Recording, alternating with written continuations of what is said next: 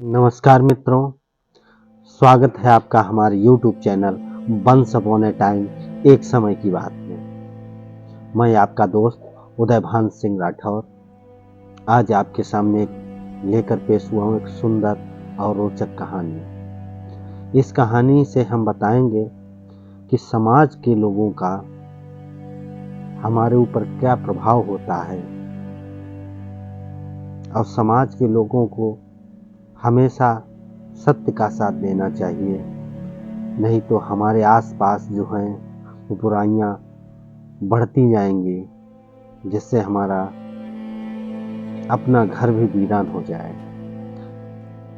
अगर आप लोगों को हमारे द्वारा कही गई कहानियां पसंद आती हैं तो प्लीज़ मेरे चैनल को सब्सक्राइब करें, लाइक करें और सपोर्ट करें।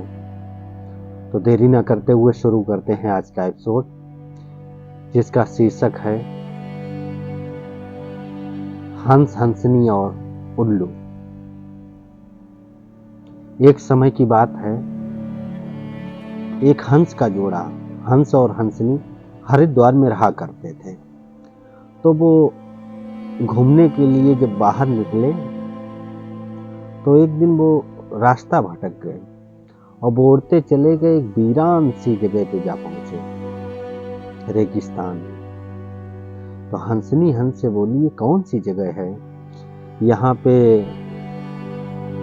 ना ही जल है, ना जंगल है, ना ठंडी हवा है।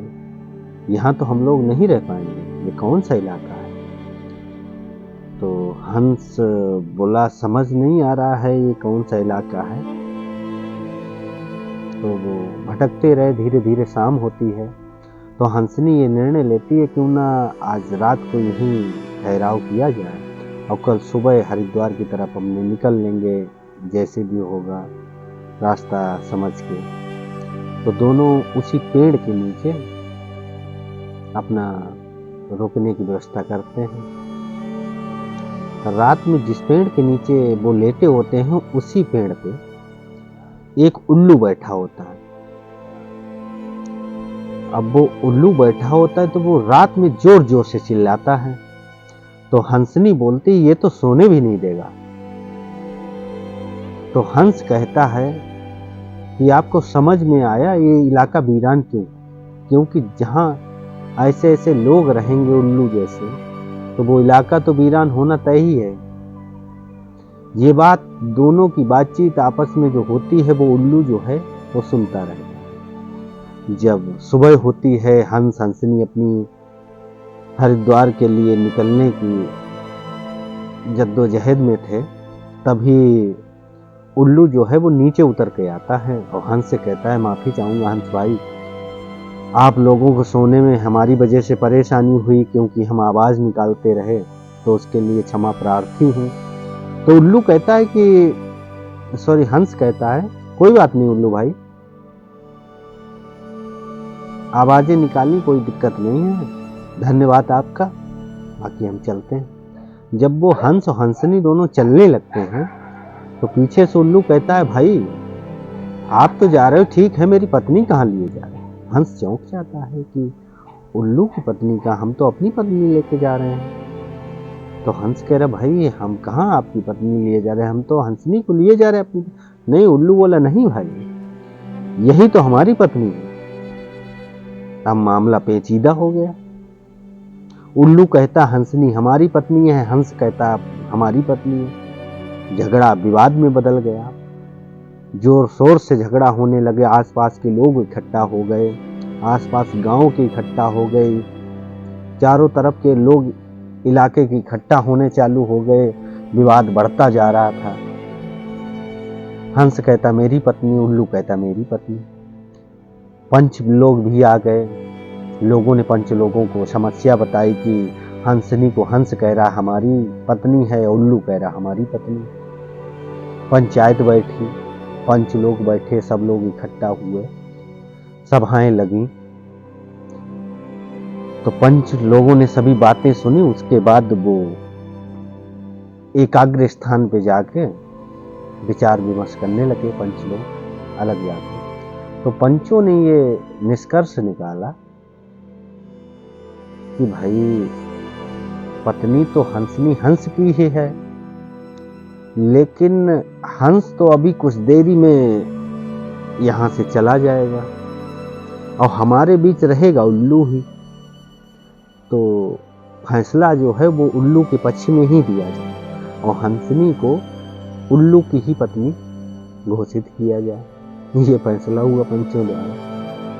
पंच जब सभा में आए तो हंस काफी खुश था कि फैसला हमारे पक्ष में होगा, लेकिन पंचों ने जो बात बोली, उन्होंने कहा कि सारे सबूत और तथ्यों के आधार पर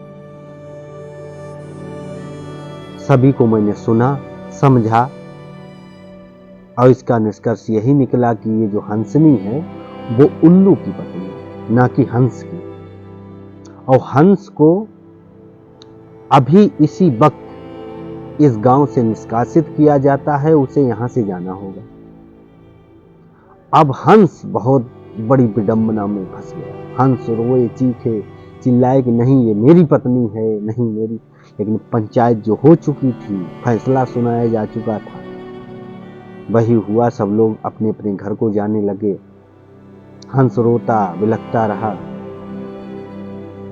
हंस जब हरिद्वार की तरफ चलने को हुआ तो उल्लू ने कहा, हंस मित्र भाई रुकिए।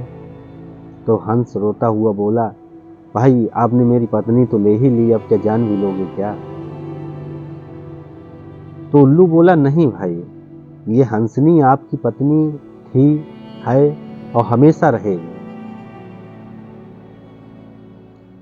लेकिन जब कल रात जब आप दोनों बात कर रहे थे तो हमने सुना था आप अपनी हंसनी से, अपनी बेगम साहिबा से कह रहे थे,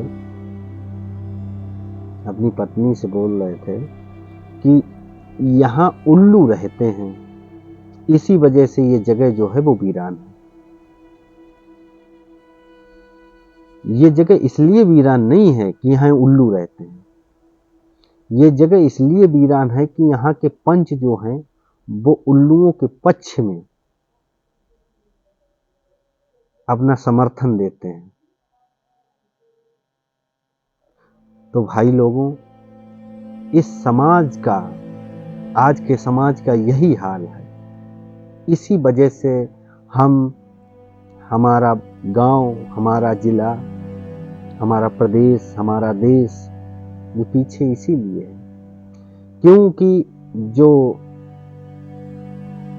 निर्णय होता है, जो फैसला होता है, जो पंचायतें हैं, जो लोग हैं, सामाजिक लोग हैं, वो लोग मुंह देख के बात करते हैं, किसका पल्ला भारी उसी की तरफ बोलो। जबकि सच्ची पंचायत जो होती है, सत्य पे, तथ्यों के आधार पर होनी चाहिए, वो नहीं होती। तो जब तक हम गलत को गलत, सही को सही नहीं कहेंगे, तब तक हम उजड़ा हुआ समाज, हमारा घर उजड़ा रहेगा, हमारा समाज उजड़ा रहेगा। तो हमारी आप लोगों से यही गुजारिश है कि कोशिश करिए कि सत्य को सत्य कहा जाए, असत्य को असत्य कहा जाए, ना कि फैसला इस बिहाफ पे दिया जाए कि चाहे उल्लू हो या गधा हो, हमारे बीच में है तो वही सत्य है, हमारे सपोर्ट में जो है वही सत्य है। नहीं, जो सत्य है वही सत्य है। तो आज का एपिसोड इसी के साथ समाप्त करते हैं। मिलते हैं नए एपिसोड, नई कहानी के साथ। जय भारत, जय हिंद।